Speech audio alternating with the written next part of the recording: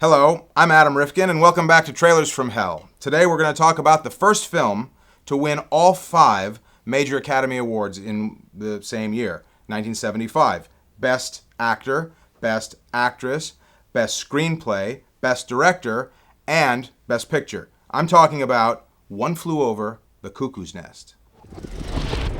One Flew Over the Cuckoo's Nest was originally a novel published in 1962 by Ken Kesey. Later, the novel was adapted into a stage play in 1963, and then, obviously, the Academy Award-winning film in 1975. The novel was a direct product of Kesey's time working the graveyard shift as an orderly in a mental hospital in Menlo Park, California. He got to know a lot of the mental patients, and he got to know the inner workings of the mental institution. And also, Ken Kesey at the time took psychotropic drugs as part of a project called MK Ultra, which was the code name for an actual covert CIA mind control and chemical interrogation research program. And because of this experience, and because of him becoming fond of the patients at the mental institution, he came up with the idea to write this book. The rights were bought by Kirk Douglas, who played the role of R.P. McMurphy on stage, and he wanted to play R.P. McMurphy in the movie.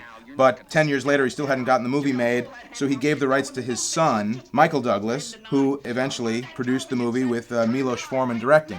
As I said, the movie won all 5 Academy Awards that year, 5 major Academy Awards. Jack Nicholson for Best Actor, Louise Fletcher, who played Nurse Ratched, Best Actress, Milos Forman, Best Director, Best Screenplay adaptation by Bo Goldman and Lawrence Haubin, and Best Picture, of course. The movie was shot in Oregon at the Oregon State Hospital, which is where the actual novel was set. When this movie came out, it was a huge influence in my life. I had always loved movies growing up, but I'd always been a fan of monster movies and fantasy movies and things like that, and I never really thought of film as an art form yet. So when I saw this movie, I must have been about 9. It was so impactful to me and so emotionally moving. My mind had completely been open to the idea that film can be an art form and can affect you emotionally and can change the way you look at the world, and I got a bootleg copy of it after it had come out, and I would just watch it over and over again. The score by Jack Nitzsche is particularly unusual, being that the predominant instrument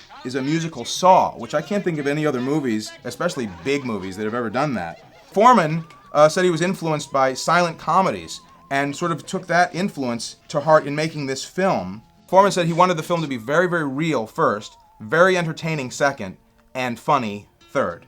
And yeah, there's some very funny stuff in the film, but the film is so emotional, and I remember crying for the first time in a film. Well, I guess I cried in Old Yeller, but this film was very impactful to me.